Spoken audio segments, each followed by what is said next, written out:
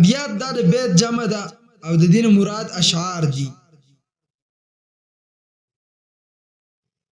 او دا قاف او زا چې دي د حروف ابجد د مشهور حساب مطابق دا استعمال کړی شوی دي. د قاف عدد سل او د زا عدد صد دی. نو دا و د پاسه سل راځي. قاری پیاز صاحب رحمت الله قاری پیاز صاحب دامت برکاته مولا علی حدیث راغستی دي.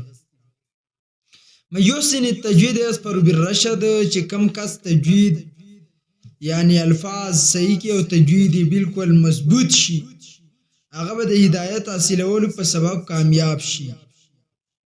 د دې اشاره هغه ولنو اشعار طریقم چې موږ اوله کې کړی. والحمدلله لها ختام الحمدلله د دې رسالې اختتام دی او الحمدلله د دې کورس اختتام دی نه د دې دورې اختتام دی. ثم الصلاة بعد والسلام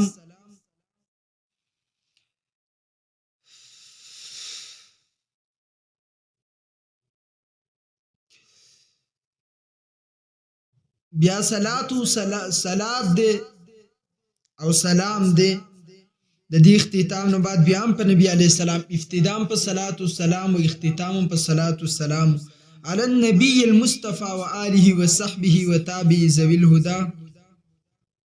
هغه خپل پیغمبر باندې او دغه په آل باندې د رسول الله په صحابه باندې په لار خود چې لار خودن کې د دې شعر هغه تفسیر ما ونه کوم چې ما تاسو ته نور د جزري کړل یعنی وضاحت وجراد چې اخیری ټیم دی او د اخیری ټیم مطابق مختصرا بس الفاظ را نقل کول پکار دي.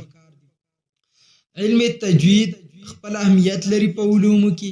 علم التجوید افضل العلوم ورته ویل شي چونکه تعلق د قران سره دی.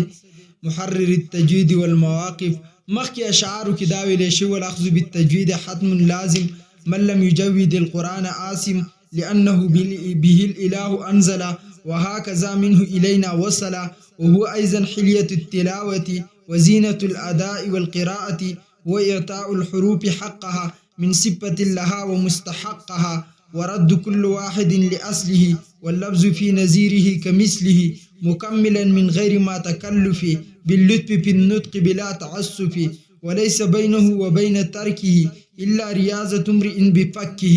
دا اشعار ویلې شوی وو امام جزری رحمت الله علیه را نقل کړي ابتدا کې چې تجوید کول لا څومره لازمی تور دی حتمی تور سره دا لازم کار دی حتمی تور سره خو اهمیت دې وجه نه لاړو چې خلکو لږه اسانی راوسته. د قران مجید په الفاظ باندې وي ثواب نشته. د قران مجید په الفاظ باندې ثواب نشته.